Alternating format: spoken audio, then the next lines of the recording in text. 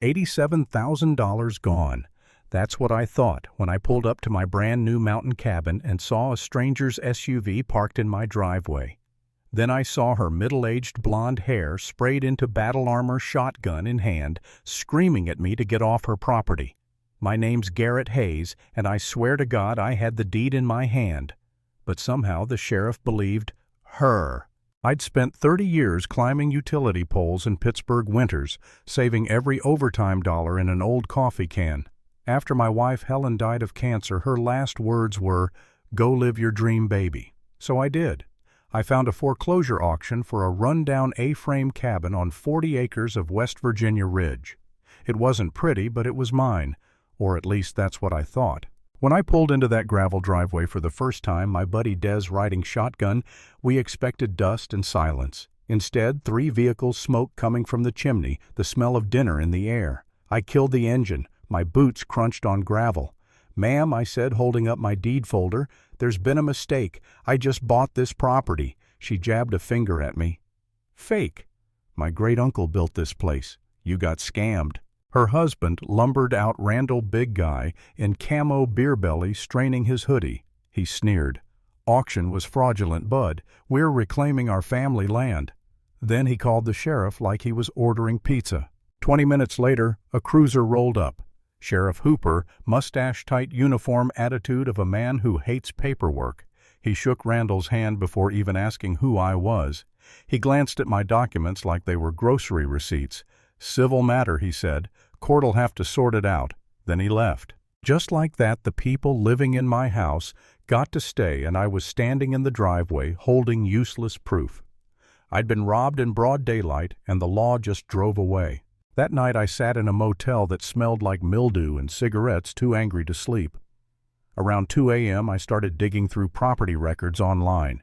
That's when I found her Pamela Sutherland. Not just some squatter, she was a real estate agent.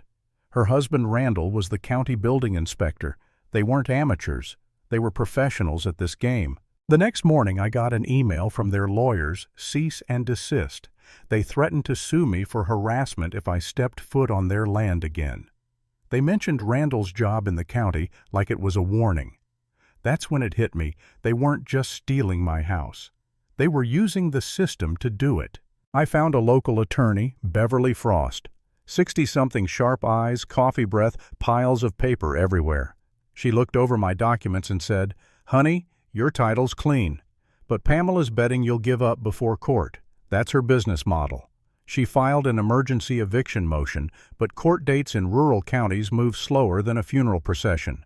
6 weeks minimum. 3 days later, I drove by the property just to look. Randall's crew was pouring concrete for an addition. On my house. My blood boiled. Beverly told me to film it. "Let them dig their hole deeper," she said. Then came the Google reviews. Pamela posted that I was a con artist, said I forged papers to steal from her family. Locals believed it.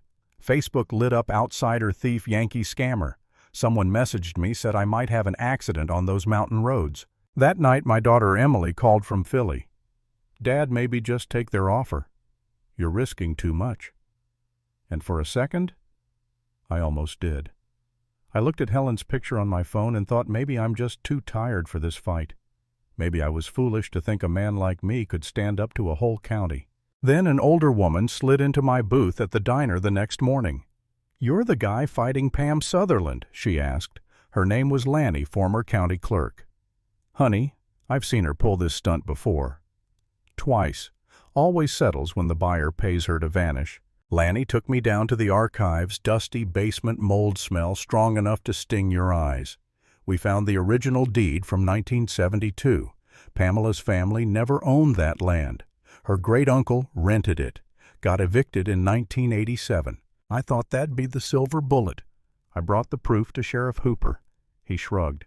"Still a civil matter." That's when I realized the good old boy network wasn't a myth. It was infrastructure. They froze my credit. They smeared my name. They built an addition on my house. But that night, staring at Helen's photo, I made a choice. I wasn't just fighting for a cabin anymore. I was fighting for my dignity. Beverly and I went nuclear. We filed complaints everywhere. State Real Estate Commission, County Ethics, Board. Attorney General. Death by paperwork. And it started to work. Randall got suspended for conflict of interest. Their lawyers backed out, smelling criminal exposure. Then someone smashed my truck windows outside the motel, spray-painted "Leave" across the hood. Sheriff called it kids vandalizing. I knew better. I sat on the edge of that stained mattress, hands shaking, and whispered to Helen's photo. "They can burn it all down, babe. I'm not quitting."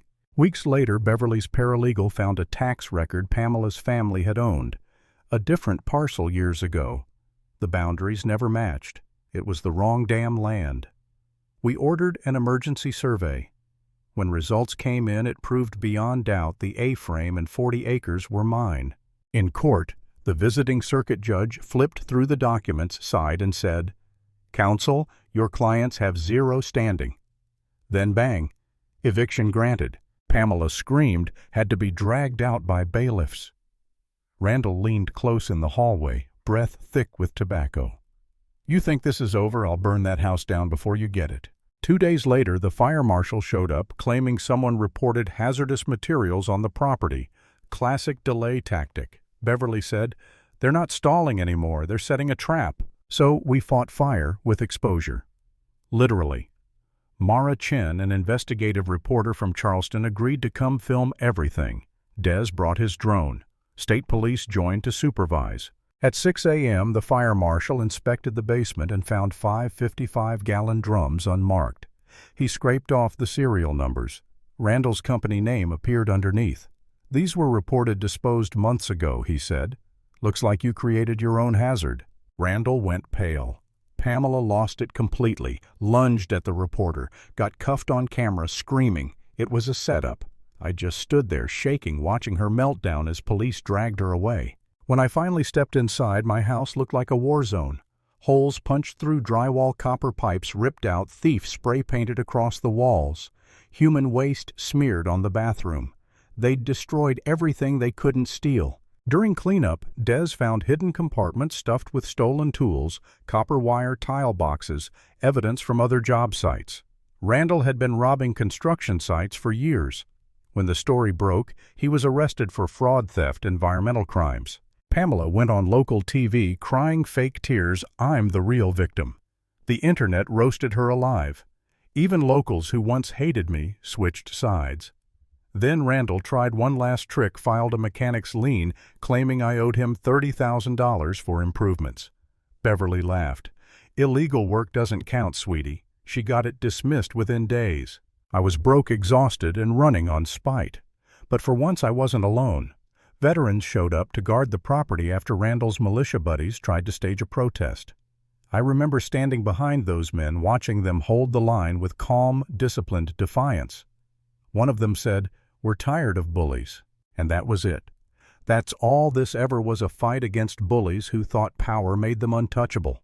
The FBI finally nailed Randall for creating a deepfake audio of me threatening kids. Yeah, he'd tried to frame me, digitally. When they traced it to his brother's house, everything collapsed. Randall got 8 years. Pamela lost her license and her home. When I walked back into that cabin, ruined but mine, I didn't feel victory. I felt empty, like the aftermath of a hurricane. But I looked out over those ridges, the same mountains Helen wanted me to see, and I whispered, "We did it, babe." If this story taught me anything, it's this: some fights you don't pick, they pick you. And when they do, you either walk away, or you stand your ground and make sure the next bully thinks twice.